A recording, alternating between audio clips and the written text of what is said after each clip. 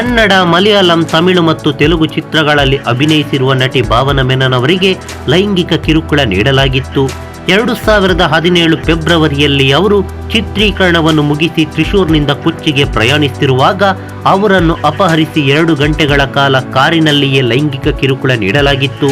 ಮಲಯಾಳಂ ನಟ ದಿಲೀಪ್ ವಿರುದ್ಧ ಅವರು ಗಂಭೀರ ಆರೋಪವನ್ನು ಮಾಡಿದ್ರು.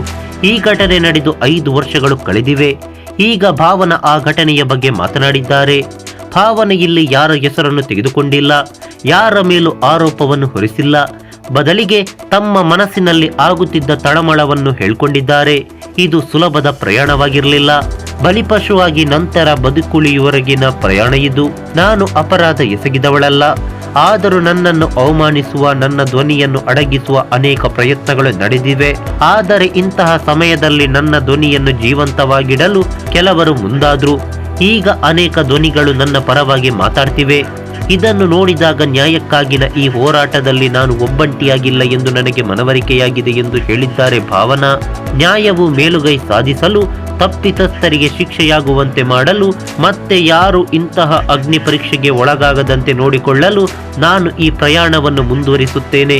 ನನ್ನೊಂದಿಗೆ ನಿಂತವರಿಗೆ ನಿಮ್ಮ ಪ್ರೀತಿಯ ಹೃತ್ಪೂರ್ವಕ ಧನ್ಯವಾದಗಳು ಎಂದಿದ್ದಾರೆ ಭಾವನಾ. ಭಾವನಾ ಅವರು ಇತ್ತೀಚೆಗೆ ಸ್ಯಾಂಡಲ್ವುಡ್ನಲ್ಲಿ ಹೆಚ್ಚು ಬ್ಯುಸಿಯಾಗಿದ್ದಾರೆ. ಕಳೆದ ವರ್ಷ ಅವರು ಅಭಿನಯದ 4 ಕನ್ನಡ ಚಿತ್ರಗಳು ತೆರೆ ಕಂಡಿವೆ. ಸದ್ಯ ಅವರು ಯಾವುದೇ ಹೊಸ ಚಿತ್ರಗಳನ್ನು ಒಪ್ಪಿಕೊಂಡಿಲ್ಲ. ಅವರ ನಟನೆಯ ಬಜರಂಗಿ 2 ಕಳೆದ ವರ್ಷ ಅಕ್ಟೋಬರ್ 29ರಂದು ಚಿತ್ರಮಂದಿರದಲ್ಲಿ ರಿಲೀಸ್ ಆಗಿತ್ತು. ಈಗ ಈ ಚಿತ್ರ OTTಯಲ್ಲಿ ಬಿಡುಗಡೆಯಾಗಿ ಎಲ್ಲ ಕಡೆಗಳಿಂದ ಮೆಚ್ಚುಗೆ ಗಳಿಸ್ತಾ ಇದೆ. ಈ ಸಿನಿಮಾದಲ್ಲಿ ಭಾವನಾ ಹೆಚ್ಚು ಹೊತ್ತು ಕಾಣಿಸ್ಕೋತಾ ಇಲ್ಲ ಎಂದು ಅಭಿಮಾನಿಗಳು ಬೇಸರವನ್ನು ವ್ಯಕ್ತಪಡಿಸಿದ್ದಾರೆ. ನಮಸ್ಕಾರ.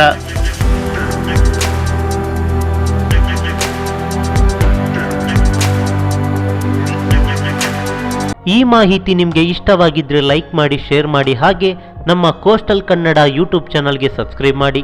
ನಮ್ಮ ಹೆಚ್ಚಿನ ಅಪ್ಡೇಟ್ಸ್ಗಳಿಗಾಗಿ ಕೋಸ್ಟಲ್ ನೆಟ್ವರ್ಕ್ ಇನ್ಸ್ಟಾಗ್ರಾಮ್ ಪೇಜ್ ಹಾಗೆ ಫೇಸ್ಬುಕ್ ಪೇಜ್ಗೆ ವಿಸಿಟ್ ಮಾಡಿ. ಧನ್ಯವಾದಗಳು.